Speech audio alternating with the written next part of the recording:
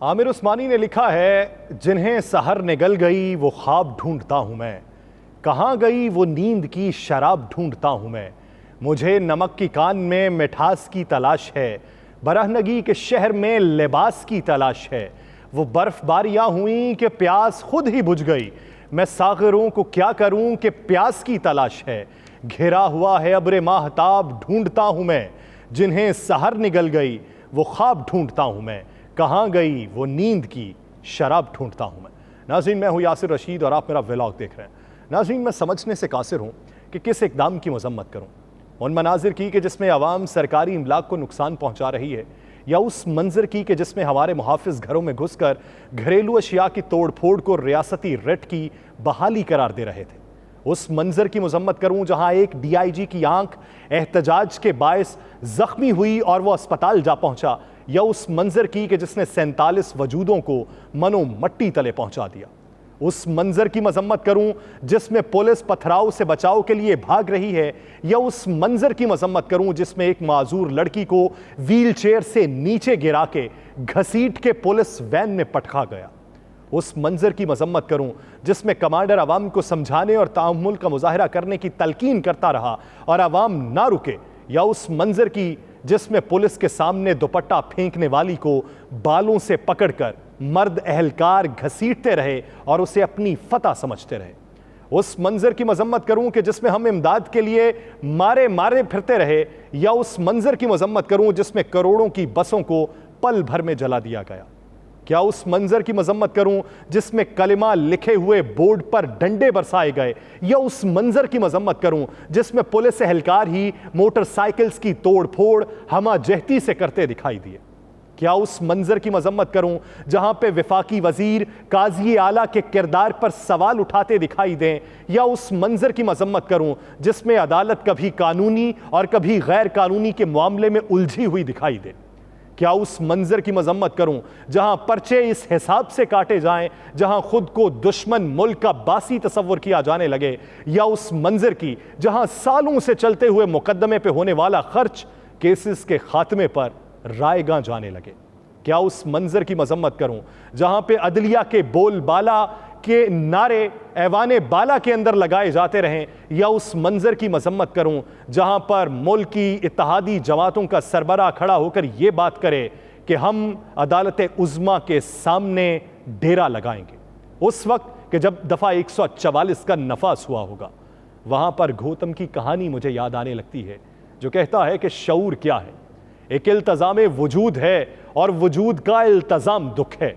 जुदाई तो खैर आप दुख है, मिलाप दुख है कि मिलने वाले जुदाई की रात में मिले हैं, ये रात दुख है। ये जिंदा रहने का, बाकी रहने का शौक, ये एहतमाम दुख है। सकूत दुख है कि उसके करबे अजीम को कौन सह सका है। कलाम दुख है कि कौन दुनिया में कह सका है जो मावराए कलाम दुख है। ये होना दुख है, ना होना दुख है, सबात दुख है, दवाम दुख है, मेरे अजीजों तमाम दुख है। नाज़रीन, पाकिस्तान की मौजूदा सूरत हाल ये है कि PDM के सरबराह मौलाना फजलुर रहमान ने आज एक धुआंधार प्रेस कॉन्फ्रेंस की, जिसमें उनका यह कहना था कि आज, कल और परसों का दिन छोड़ के सोमवार का सूरज जो तुलू होगा, कोई उज़र बयान नहीं करेगा, बल्कि इस्लामाबाद की तरफ बढ़ेगा। इस्लामाबाद में हम सुप्रीम कोर्ट के बाहर धरना देंगे और सुप्रीम कोर्ट को बताएंगे कि हमें 3-2 का फैसला कबूल नहीं है। ये PDM के सरबराह, जिनके तमाम इत्तेहादी मसनद इक़्तिदार के ऊपर बैठे हैं, वो मुल्क की मईशत के शायद दर पे हो चुके हैं। वो शायद ये फैसला करना चाहते हैं कि इमरजेंसी का नफाज अगर किसी की काविशों पे नहीं हो सका तो फिर यही काविश सही। वो शायद इस बात का इकरार करना चाहते हैं, ये इस बात का एतकाद उन्हें हो चुका है कि मुल्क के अंदर अगर अदालती मौत हमारी होती है तो उसी जरिए हमारा बयानिया परवान चढ़ेगा, मुक्का भी लहराया जाएगा। ये कहा गया, और कहा गया कि अगर हम पे ईंट बरसाई गई तो उसका जवाब ईंट से दिया जाएगा, अगर हम पे डंडा चलाया गया तो उसका जवाब भी डंडे से दिया जाएगा, और हम छठी का दूध याद दिला देंगे। किसको बातें की जा रही हैं? मसनद इक़्तिदार में बैठे हुए लोग आपके हैं, दफा 144 का नफाज आप ही के लोगों की जानिब से किया गया। फौज को आप ही के लोगों की जानिब से इस्लामाबाद में बुलाया गया। फौज जब इस्लामाबाद में मौजूद होगी, दफा 144 का नफाज होगा और आप अपने मुखालिफ के लिए ये कहते हैं कि एहतजाज नहीं किया जा सकता, तो फिर आपको एहतजाज का हक कैसे दिया जा सकता है? उनसे यह सवाल किया गया कि फौज यहां पर बुलाई गई है तो इस ज़मन में आप किस तरीके से एहतजाज कर सकते हैं? तो उनका जवाब यह था कि यह बात अब इससे बहुत आगे निकल चुकी है। इससे क्या तासुर लिया जाए कि आप इदारों से टकराव करना चाहते हैं? इससे क्या तासुर लिया जाए कि पाकिस्तान तहरीक इंसाफ को आप ये कहते हैं ये दहशतगर्द जमात है और वो मौक़िफ़ ये अपनाती है कि हम एहतजाज कर रहे थे, हमारे ऊपर पथराव हुआ, हमें रोकने की कोशिश की गई, हमें पीछे धकेलने की कोशिश की गई और उसको मद्देनजर रखते हुए हमारे कारकुनान ने रिटेलिएट किया। अगर उनका रिटेलिएट करना आपके नजदीक गद्दारे वतन होने के मुतरादिफ है, तो फिर आपका रिटेलिएट करना मुहब्बे वतन होने के मुतरादिफ किस तरीके से हो सकता है? आप क्यों नहीं समझते कि सियासी इस्तेहकाम का असर मईशत के ऊपर पड़ता है और सियासी अगर इस्तेहकाम नहीं होगा तो मुल्क की मईशत भी डीरेल होगी, रियासत भी डीरेल होगी। इसका वाज़ेह सबूत यह है कि कल के दिन डॉलर 300 को छूने वाला था और एक रात में एक शख्स की जमानत के फैसले ने 12 रुपए आज डॉलर को नीचे गिरा दिया। पाकिस्तान का मंजरनामा कहां तक आपके लेके जाएंगे? कोई भी इंतशार करेगा, ये उनकी तरफ से मौक़िफ़ अपनाया गया। उनसे जब सवाल किया गया कि आप जब जत्थे को लेके सुप्रीम कोर्ट के बाहर बैठेंगे, अगर कोई इंतशार होगा तो उसका जिम्मेदार कौन होगा? तो उनका यह कहना था कि अगर कोई इंतशार करेगा तो वो पाकिस्तान तहरीक इंसाफ के इंसर्जेंट्स जो हमारे अंदर मौजूद होंगे वो इंतशार करेंगे। तो यही मौक़िफ़ तो पाकिस्तान तहरीक इंसाफ अपना रही है, उनके तमाम रहनुमा अपना रहे हैं। वो ये कहते हैं कि जितने भी लोगों ने इंतशार किया ये हमारे लोग नहीं थे, बल्कि हमारे लोगों के अंदर दरअंदाजी करते हुए हमारे लोगों का रूप धारा गया और इन्होंने इंतशार को हवा दी है। आप भी वही मौक़िफ़ अपना रहे। क्या पाकिस्तान के अंदर यही सियासी बयानिया अपनाया जाता रहेगा? क्या इसी तरीके से आप इलेक्शन से राह फरार इख्तियार कर सकते हैं? क्या इसी तरीके से आप मुल्क के अंदर अदम इस्तेहकाम की फ़ज़ा को बढ़ा के अपने पॉलिटिकल नैरेटिव को हवा दे सकते हैं? क्या इसी तरीके से आपको अपना मुस्तकबिल महफूज दिखाई देता है? आपने अपना मुस्तकबिल महफूज करना है, लेकिन इस हाल की घड़ी में पाकिस्तान के साथ जो खिलवाड़ कर रहा है उसका जवाब कौन देगा? कोई एक सियासी जमात नहीं, कोई एक शख्सियत नहीं, कोई एक इदारा नहीं, कोई एक तबका नहीं, बल्कि कुली तौर पे पाकिस्तान के अंदर अगर इस्तेहकाम लाना था तो यही वो मौका था कि बैठ के अपनी माजी की गलतियों को सुधार लिया जाता। आपने भी कुछ इकदामात किए थे, उन गलतियों का एतराफ करते और सबक हासिल करते कि इससे सबक मुस्तकबिल में क्या हासिल करना है। पाकिस्तान तहरीक इंसाफ एतराफ करती और सबक हासिल करती। जब आपने ये देखा कि पाकिस्तान तहरीक इंसाफ के हक में फैसला हो चुका है, पीटीआई चेयरमैन को जमानत मिल चुकी है, तो कल तक आप सुप्रीम कोर्ट के 3 जजेस के ऊपर हरफे आखिर उठा रहे थे, आप इख्तलाफ कर रहे थे, और जब इस्लामाबाद हाई कोर्ट की जानिब से फैसला हुआ है तो आपने सुप्रीम कोर्ट के लफ्ज की बजाय अदलिया का लफ्ज इस्तेमाल करना शुरू कर दिया। और आप अब ये कह रहे हैं कि अदलिया के अहकामात हम नहीं मानेंगे। जब अदलिया के अहकामात नहीं मानेंगे तो फिर आपके मुखालिफ को जो रिलीफ मिलने जा रहा है उससे यह खदशा जाहिर होता है कि कहीं ना कहीं फिर से कोई एडवेंचर करने की ज़रूरत की जाएगी। ज़रूरत इस अमर की है कि डायलॉग होने चाहिए। डायलॉग के मुताल्लिक पाकिस्तान तहरीक इंसाफ के चेयरमैन इमरान खान से पूछा गया तो उन्होंने नफ़ी में सर हिलाया। उनसे सवाल किया गया तो मुंह के ऊपर उंगली रख ली, जिससे तासुर यह मिला कि कहीं ना कहीं पर कोई ना कोई बातचीत ज़रूर हो रही है। क्या इसी बात का खदशा है कि वफाकी हुकूमत को यह लगता है कि अगर टकराव हो तो टकराव की सियासत ही उन्हें एक नया नैरेटिव दे सकती है? अगर इसी तरीके से नैरेटिव लेना है तो आजमाइए, आप अपना ज़ोर बाजू आजमा लीजिए। आपका मुखालिफ अपना ज़ोर बाजू आजमा रहा है, लेकिन पाकिस्तान के अंदर रियासत की बरतरी, रियासत का तकद्दुस, ऐवान का तकद्दुस, अदलिया का तकद्दुस, इदारों का तकद्दुस, ये फिर आपके बस की बात नहीं है। फिर ये मखौटे अपने चेहरों से उतार फेंकिए और अपना असल चेहरा आवाम के सामने वज़ा कीजिए। सारे जितनी भी सियासी जमातें हैं, ये सारे इक़्तिदार में बैठे हुए या इक़्तिदार में बैठने की ख्वाहिश रखने वाले, अपना असल चेहरा आवाम के सामने लाइए और बताइए कि इस तरीके से हम इक़्तिदार में आना चाहते हैं। ये मखौटे चेहरों पर रख के अवाम को इसकी तकलीद पे आमादा नहीं किया जा सकता।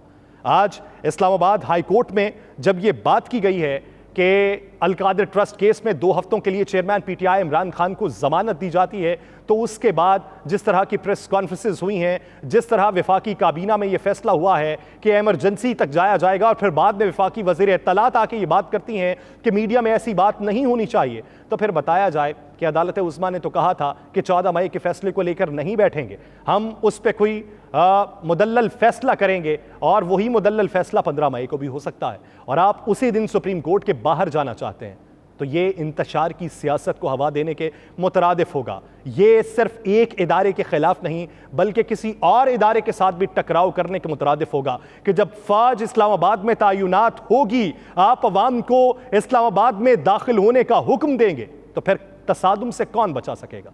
आज अदालत ने 17 मई तक साबिक वज़ीर आज़म को किसी नए मुकदमे में गिरफ्तार न करने की हिदायत की है। इमरान खान की इस्लामाबाद हाई कोर्ट में पेशी के बायस अदालत के अतराफ सिक्योरिटी के सख्त इंतजाम किए गए थे। इस्लामाबाद हाई कोर्ट के पिछले दरवाजे को सील कर दिया और 2 दरवाजों पर सिक्योरिटी के इंतहाई सख्त इंतजाम किए गए।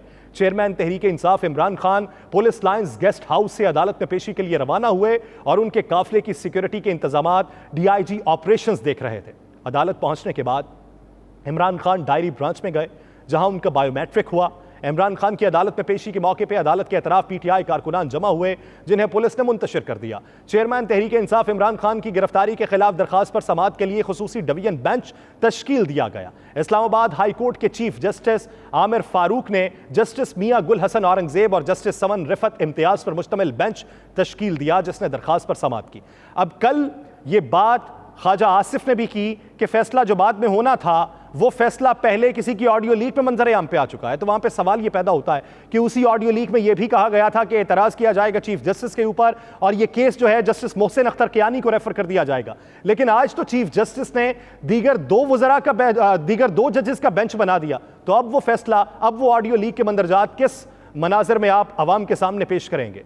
ये कानूनी माहिरीन जो बातें करते हैं ये रस्मी बातें भी हो सकती हैं कि कोई फैसले को किस नज़र से देखता है और वो फैसले की तशरीह किस नज़र से कर रहा है, वो केस को किस आंख से परख रहा है और उसका फैसला क्या सादिर कर रहा है। ये उन 2 लोगों की आपसी गुफ्तगू हो सकती है। सवाल ये पैदा होता है कि ये कौन लोग हैं कि जो ऑडियो को टैप करते हैं और फिर वो मंजर आम पे लाई जाती है और मंजर आम पे लाने वाले कोई और नहीं, हुकूमत के पेशवा होते हैं, हमारे पेशवा होते हैं, इक़्तिदार की मसनद पे बैठने वाले होते हैं। बहुत से सवालात हैं जिनके जवाबात आपके पास मौजूद हैं, लेकिन माजी में आप भी यही सवाल उठाते थे और अब आके आपके सामने ये सवाल उठाए जा रहे हैं। माजी में आपका मुखालिफ खामोश था और इस वक्त आप खामोश हैं। इमरान खान की पेशी पर कमरा अदालत ने इमरान खान के हक में नारे लगाए जिस पर जजेस ने बरहमी का इजहार किया और जजेस अदालत से उठ के चले गए।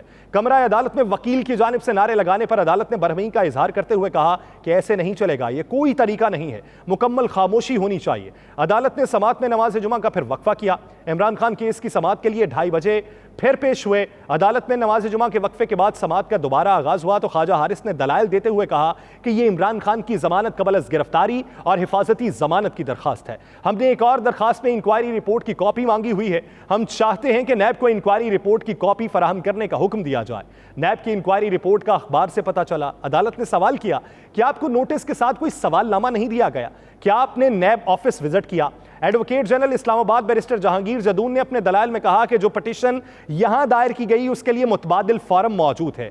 रेट पटिशन में यह मामला हाई कोर्ट लाने की कोई ठोस वजह नहीं है। आइन के आर्टिकल 245 के तहत फौज को तलब किया गया। जिस तरह के पुरतशद्दुद वाकयात हुए उसके बाद फौज को तलब किया गया। इस पर जस्टिस मियां गुल हसन औरंगजेब ने कहा कि क्या यहां मार्शल लॉ लग चुका है कि हम तमाम दरखास्तों पर समाअत रोक दें। एडिशनल अटॉर्नी जनरल ने कहा कि इस मामले पर अदालत अटॉर्नी जनरल को बुलाकर भी सुन ले। डेप्यूटी प्रोसिक्यूटर नैब ने अदालत में कहा कि 15 जुलाई को इंक्वायरी शुरू हुई जिसके बाद कॉल अप नोटिस जारी हुआ। इमरान खान कभी भी इंक्वायरी में पेश नहीं हुए। इस केस में एक बिजनेस टाइकून जुल्फी बुखारी और दीगर को नोटिस हुए। मियां मोहम्मद सोमरू, फैसल वावडा और दीगर को भी नोटिस हुए जिन्होंने इंक्वायरी ज्वाइन की। शहजाद अकबर को भी नोटिस हुआ मगर उन्होंने इंक्वायरी ज्वाइन नहीं की। अदालत ने फरीकैन के दलाइल सुनने के बाद चेयरमैन पीटीआई इमरान खान की 2 हफ्तों के लिए अबूरी जमानत मंजूर की। अदालत ने हिदायत की कि 17 मई तक इमरान खान को किसी भी नए मुकदमे में गिरफ्तार नहीं किया जाएगा। किसी भी ऐसे मुकदमे में जिसका इल्म ना हो उसमें भी गिरफ्तार नहीं किया जाएगा। अदालत ने कहा कि इमरान खान को 9 मई को गिरफ्तारी के बाद दर्ज किसी मुकदमे में गिरफ्तार ना किया जाए। इस्लामाबाद हाई कोर्ट में पेशी के मौके पर इमरान खान ने मीडिया नुमाइंदगान के सवालों का जवाब देने से भी गुरेज किया।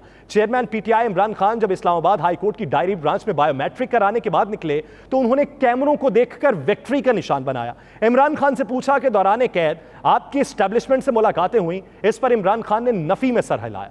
सवाल किया गया कि क्या आप डटे हुए हैं या डील कर ली है? इस पर चेयरमैन पीटीआई मुस्कुरा दिए। सवाल किया गया कि आपकी खामोशी को समझें कि क्या ढील कर ली गई। इस पर इमरान खान ने मुंह पर उंगली रखकर खामोश रहने का इशारा किया। फिर सवाल किया गया कि आप मुकम्मल खामोश क्यों हैं। इस पर इमरान खान ने कोई जवाब ना दिया। इस मौके पर एक सहाफी ने इमरान खान से कहा कि आप पहले व्हीलचेयर पर आए थे और अब सेहतयाब लग रहे हैं। इस पर भी साबिक वज़ीर आज़म ने कोई जवाब नहीं दिया। बाद में सहाफियों से गैर रस्मी गुफ्तगू में इमरान खान ने कहा कि मुझे नैप ने अपनी अहलिया से बात करने की इजाजत दी थी। एक सहाफी ने सवाल किया कि आपको गिरफ्तारी के दौरान फोन मिल गया था। इस पर इमरान खान ने बताया कि मैंने लैंडलाइन के जरिए बात की थी। फिर सवाल किया गया कि फोन आपको अहलिया से बात करने के लिए दिया गया था, आपने मुसर्रत जमशेद चीमा को मिला दिया। इमरान खान ने जवाब दिया कि बुशरा बीबी से बात नहीं हो सकी थी। उन्होंने कहा कि मुझे 100% खदशा है कि गिरफ्तार कर लिया जाऊंगा। अगर जमानत मंसूख हुई तो मज़ाहमत नहीं करूंगा। जब गिरफ्तार किया गया तो लोगों ने अपने गुस्से का इजहार किया। इमरान खान ने गिरफ्तारी के खदशे के पेश नज़र अपनी लीगल टीम से राबिता किया और उन्होंने हामिद खान से कहा कि पंजाब पुलिस मुझे गिरफ्तार करने के लिए बाहर खड़ी है। इमरान खान ने कहा कि मैं आपको तमाम सूरत हाल से आगाह कर रहा हूं, अगर दोबारा गिरफ्तार किया तो फिर वही रद्द अमल आएगा। मैं नहीं चाहता कि ऐसी सूरत हाल दोबारा पैदा हो। तर्जुमान इस्लामाबाद पुलिस ने कहा कि अदालती हुक्म के मुताबिक गुज़श्ता शब इमरान खान से 10 अफराद ने मुलाकात की, जिनमें सदर मुमलिकत, वज़ीर आला जीबी ने भी मुलाकात की। और यह खुशाइंद बात है कि एक सूबे के वज़ीर आला को गिलगित बल्तिस्तान हाउस में नज़रबंद कर दिया गया और फिर बाद में रिहा करने का भी हुक्म दे दिया गया। नज़रबंदी ख़त्म कर दी गई। वज़ीर आला गिलगित बल्तिस्तान के साथ डॉक्टर फैसल और 7 रुकनी कानूनी टीम ने भी इमरान खान से मुलाकात की थी।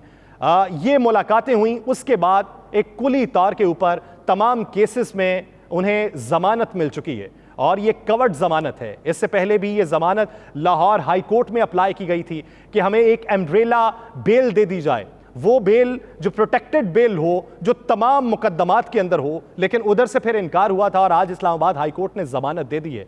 लेकिन जहां पे ये तासुर दिखाई दे कि तमाम हुकूमती इत्तेहादी जमातें जो एक सियासी प्लेटफॉर्म के ऊपर मौजूद हैं, वो अदलिया के फैसलों का बायकॉट करने का ऐलान कर दें और अदालत उज़्मा के सामने वो धरना देने का ऐलान कर दें, तो फिर उससे आपको हुकूमत के इरादे समझ आ जाने चाहिए कि हुकूमत कतई तौर के ऊपर भी इंतखाबात पर आमादा नहीं है।